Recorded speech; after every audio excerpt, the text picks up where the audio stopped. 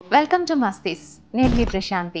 ఈరోజు మనం శివరాత్రి గురించి మాట్లాడుకుందాం. ఈ మహాశివరాత్రి సంవత్సరానికి ఒకసారి మాఘమాసంలో వస్తుంది. మహాశివరాత్రి విశిష్టత గురించి పురాణాల్లో కొన్ని కథలున్నాయి. అందులో ముందుగా ఈ మహాశివరాత్రి రోజు శివపార్వతులు పెళ్లి చేసుకున్నారంటారు. శివుడి మొదటి భార్య సతి చనిపోయాక శివుడు ధ్యానంలోకి వెళ్ళిపోతాడు. సతి మరో జన్మెత్తి పార్వతిగా పర్వతరాజుకి జన్మిస్తుంది. పార్వతి శివుణ్ణి పెళ్లి చేసుకోవాలని తీవ్రమైన తపస్సు చేస్తుంది. అప్పుడు శివుడు పార్వతీదేవి దీక్ష చూసి ఆమెను పెళ్లి చేసుకుంటాడు. ఆ రోజే మహాశివరాత్రి అని అంటారు. పురాణాల్లో శివుణ్ణి పురుషుడిగాను పార్వతిని ప్రకృతిగాను చెప్తారు. వీరిద్దరి కలయిక వల్లే ఈ సృష్టి పుట్టడం, మనుగడ సాగించడం, అంతమవ్వడం జరుగుతుంది. ఈ జీవన చక్రానికి కారకులే శివపార్వతులు. అదే అర్ధనారీశ్వర తత్వం. ఇక్కడ పురుషుడు అంటే ఆత్మ, ప్రకృతి అంటే శక్తితో కూడుకున్న మనశ్శరీరాలు, అంటే మైండ్ అండ్ బాడీ. ఆత్మ లేకపోతే మైండ్ అండ్ బాడీకి ఒక డైరెక్షన్ ఉండదు.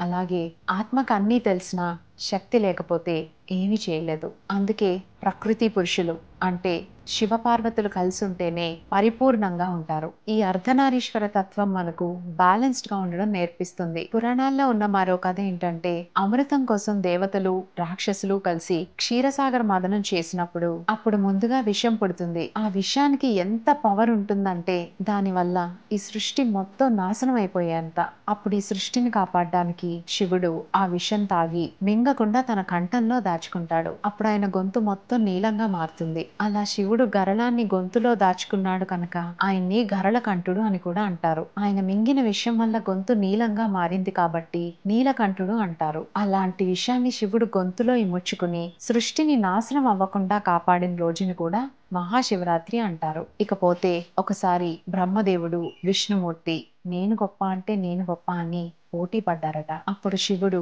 ఒక జ్యోతిర్లింగంగా మారి దాని ఆది అంతం కనుక్కోమని చెప్పాడట. బ్రహ్మదేవుడు తన హంస వాహనం మీద ఆ లింగం ఎంత వరకు ఉందో చూద్దామని పైకి వెళ్ళాడట. విష్ణుమూర్తి ఏమో వరాహ అవతారంలో నేలని తవ్వుకుంటూ ఆ జ్యోతిర్లింగం ఎక్కడ మొదలైందో కనుక్కుందామని పాతాళంలోకి వెళ్తాడు. చాలా దూరం వెళ్ళి చాలా కాలం వెతికిన ఆ లింగానికి ఆది అంతం వాళ్ళకి కనిపించదు. అప్పుడు విష్ణుమూర్తి తన ఓటమిని ఒప్పుకోగా బ్రహ్మ మాత్రం లింగం చివరి వరకు వెళ్ళాలని అబద్ధం ఆడతాడు. ఆ అబద్ధానికి శివుడికి కోపం వచ్చి బ్రహ్మదేవుడికి ఎక్కడా గుడి ఉండకూడదని శపిస్తాడు. తర్వాత బ్రహ్మదేవుడు అబద్ధం ఆడినందుకు పశ్చాత్తాపడతాడు. అప్పుడే ఆ మహా జ్యోతిర్లింగం 12 జ్యోతిర్లింగాలుగా విడిపోయి వేరువేరు ప్రాంతాల్లో వెలుస్తుంది. ఈ కథ జరిగిన రోజు కూడా మహాశివరాత్రిగా జరుపుకుంటారు. ఈ జ్యోతిర్లింగం అంటే ఒక రాయి కాదు, డివైన్ ఎనర్జీగా భక్తులు కొలుస్తారు. అలాగే ఈ మహాశివరాత్రి అంటే శివుడు తాండవం చేసిన రోజని కూడా అంటారు. ఈ సృష్టి పుట్టుకని అంతాన్ని కూడా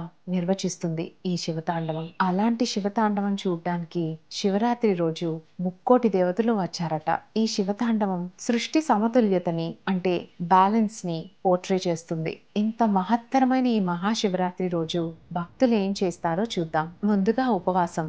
చాలా మంది శివరాత్రి రోజు ఉపవాసం ఉంటారు. కొంతమంది కనీసం మంచినీళ్ళు కూడా ముట్టుకోరు. మరికొంతమంది పాలు, నీళ్లు, పళ్ళు తీసుకుంటారు. ఇంకా శివలింగానికి పాలు, నీళ్లు, పూలు, పళ్ళు, తేనె, బిల్వ పత్రాలతో అభిషేకం చేస్తారు. ఈ అభిషేకం వల్ల మనలో ఉన్న అహం, గర్వం ఇలాంటి చెడు లక్షణాలన్నీ పోయి మన సోల్ ప్యూరిఫై అవుతుందని నమ్ముతారు. ఓం నమః శివాయ అనుకుంటూ ధ్యానం చేస్తారు. లేని వాళ్లకు దాన ధర్మాలు చేస్తారు. రాత్రంతా నిద్రపోకుండా శివుడి భజనలు పాడుకుంటూ జాగరణ చేస్తారు. శివుణ్ణి భక్త వల్లభుడు అంటారు. అంటే ఆయనకు భక్తులంటే చాలా ఇష్టం. వాళ్ళ కోరికలన్నీ కూడా చాలా సులభంగా తీరుస్తాడంటారు. ఈ విషయం మీద పురాణాల్లో ఒక కథ కూడా ఉంది. ఒకసారి ఒక వేటగాడు వేట కోసం అడవికి వెళ్లి తప్పిపోతాడు. రాత్రైపోవడంతో ఒక చెట్టు పైకెక్కి కూర్చుంటాడు. అదే మారేడు చెట్టు. ఆ చెట్టు కింద ఒక శివలింగం ఉంటుంది. వేటగాడు ఆ చెట్టు ఆకుల్ని ఒక్కొక్కటి తెంచి అలా కింద వేస్తూ ఉంటే ఆకులన్నీ శివలింగం మీద పడుతూ ఉంటాయి. తిండి దొరకలేదు కాబట్టి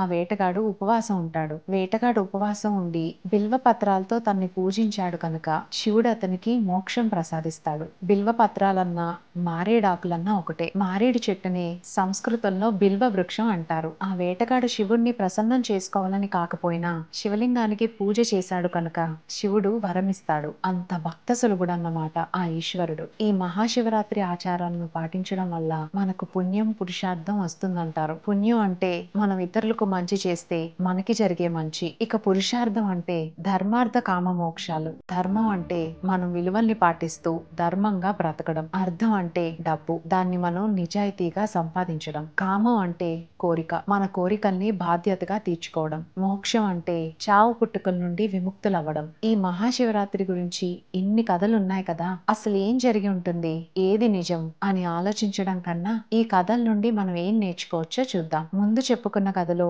పార్వతీదేవి శివుడి కోసం తపస్సు చేస్తుంది కదా, ఏదైనా సాధించడానికి ఎంత పట్టుదల ఉండాలో ఆ కథ నుండి మనం నేర్చుకోవచ్చు. అలాగే క్షీరసాగర మదనం జరిగినప్పుడు శివుడు విషయాన్ని గొంతులో దాచుకుంటాడు. అందరి శ్రేయస్సు కోసం మనం నిస్వార్థంగా ఎలా ఉండాలో ఈ కథ నుండి నేర్చుకోవచ్చు. మూడో కథలో జ్యోతిర్లింగానికి ఆది అంతం కనుక్కోలేక మహాదేవుళ్ళైన బ్రహ్మ విష్ణుమూర్తి సైతం శివుడి ముందు ఓటమిని ఒప్పుకుంటారు.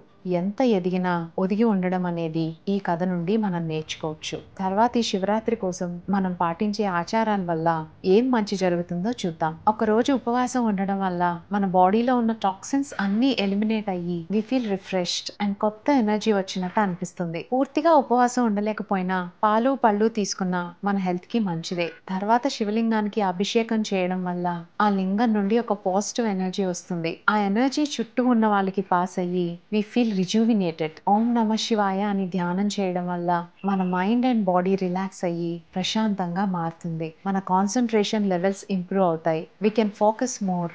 ఈ శివరాత్రి రోజుని పంచాంగం ప్రకారం తిథి వార నక్షత్రాలు చూసి చెప్తారు. ఆ రోజు మన బాడీలో ఎనర్జీ లెవెల్స్ చాలా ఎక్కువగా ఉంటాయట. జాగరణ చేయడం వల్ల ఆ ఎనర్జీని కరెక్ట్ గా ఛానలైజ్ చేయొచ్చు. రాత్రంతా మనం శివనామ స్మరణ చేస్తూ కథలు వింటూ ఉంటాం. దానివల్ల మన స్ట్రెస్ లెవెల్స్ కంప్లీట్ గా తగ్గిపోతాయి. మీరు ఒక్కరే కాకుండా మీ ఫ్యామిలీతోనో ఫ్రెండ్స్ తోనో తోటి భక్తులతోనో ఈ భజనలు చేస్తే ఆ ప్లేస్ మొత్తం పాజిటివ్ ఎనర్జీతో వైబ్రేట్ అవుతుంది. ఇక ఈ శివరాత్రి రోజు మంచి చేయాలనుకుని అవసరంలో ఉన్న వాళ్ళకి దాన ధర్మాలు చేస్తే వాళ్ళని ఆదుకున్నట్టు అవుతుంది. దానివల్ల వాళ్ళకంటే మనకే ఎక్కువ సంతృప్తి కలుగుతుంది. ఇవండి మహాశివరాత్రి విశేషాలు. మీరు కూడా ఈ శివరాత్రి రోజు ఇవన్నీ పాటించి బోలెడన్ని ప్రయోజనాలు పొందుతారని ఆశిస్తూ నమస్తే.